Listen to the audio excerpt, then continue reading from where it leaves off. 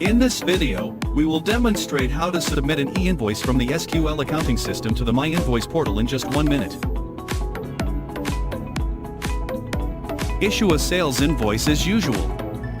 The classification will be automatically captured based on your settings and maintain stock item, but you can amend it in the sales invoice if needed. All mandated fields can be reviewed or changed under the More panel. Delivery, billing, and My-Invoice details will be auto-captured based on the settings configured in Company Profile and Maintain Customer. Once the invoice is created, let's proceed with the e-invoice submission.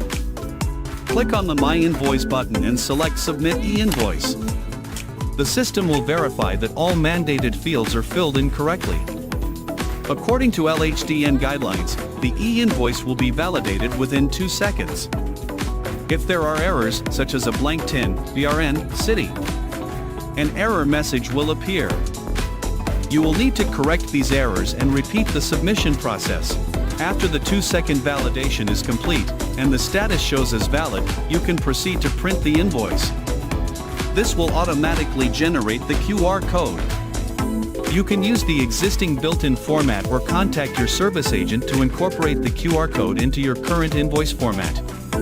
This validated e-invoice, number 4-00026, amounting to RM1711, has already been synced to the My-Invoice portal.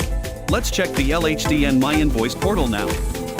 Go to Documents, where you'll find invoice 4-00026 listed. The received and issued times are automatically recorded. Click on the UUID to view the e-invoice details. All itemized details, including the classification code and product descriptions, are synced from SQL to the My-Invoice portal. Forget the tedious process of manually entering all the 55 fields on the My-Invoice portal. SQL handles everything behind the scenes, syncing with LHDN, performing validations, and completing the e-invoice submission.